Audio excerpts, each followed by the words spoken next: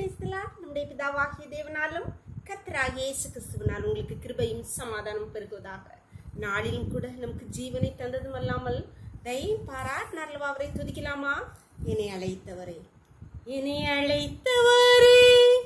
என்றும் நடத்துவீரே, உங்க கரம் இருக்க பயம் இல்லை, எந்த பாதையையும் தாண்டிடுவே, எந்த சூழ்நிலையும் மேற்கொள்ளுவே, உங்க கரம் இருக்க பயம் இல்லையே, உங்க கரம் இருக்க பயம் இல்லையே, புல்லுள்ள இடங்களில் மேய்த்திடுவே, அமர்ந்த தண்ணீர் அண்டை நடத்திடுவே, மரணத்தின் பள்ளத்தாக்கு சூழ்ந்திட்டாலும் வாக்கனும் கோலினால் பலப்படுத்தி எனக்கான நன்மையை காண செய்வி, என்னை அழைத்தவரே என்றும் நடத்துவீரே, உங்க கரம் இருக்க பயம் இல்லையே,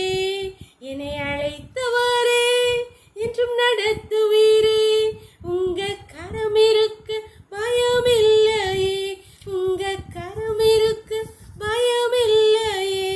ஒரு வேத பகுதி வாசிக்கலாமா? எஸ்ரா 7வது அதிகாரம் 9வது வசனம். 1ஆம் மாதம் 1 தேதியிலே எஸ்ரா பாபிலோனிலிருந்து பிரயாணமாய் புறப்பட்டு 5ஆம் மாதம் 1 தேதியிலே தன் தேவனுடைய தயவுள்ள கரம் தன் மேல் இருந்ததனால் எருசலேமுக்கு வந்தார்.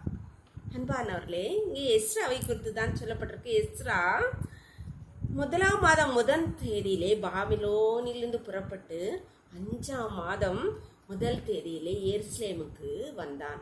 அதில் இன்னொரு வார்த்தை எழுதப்பட்டிருக்கிறது, தேவனுடைய கரம் அவனோடு இருந்ததினால் அவன் வந்து சேர்ந்தார். அன்பானவர்களே, நம்முடைய குடும்ப வாழ்க்கையிலே ஒவ்வொரு காரியங்கள், பிள்ளைகளுடைய காரியங்கள், நம்முடைய காரியங்கள் எல்லாவற்றையும் அவருடைய கரம் நம்முடைய துவக்கும் போதே, ஒரு காரியங்களை துவக்கும் போதே அவருடைய கரம் நம் மேல் இருந்தால் அந்த காரியத்தை கர்த்தர் முடிப்பார். அவருடைய தயவுள்ள கரம் நம்முடைய ஒவ்வொரு காரியங்களும் இருக்குமானால் நம்முடைய காரியங்கள் எந்த காரியம் என்றால் அது பாதியிலே நின்று போகாது. அதில் பிரச்சனைகள் வந்தாலும் கர்த்தர் அதை நமக்கு முடித்து தருவார். அன்பானவர்களே, அவர் துவக்கமும் முடிவுமானவர்.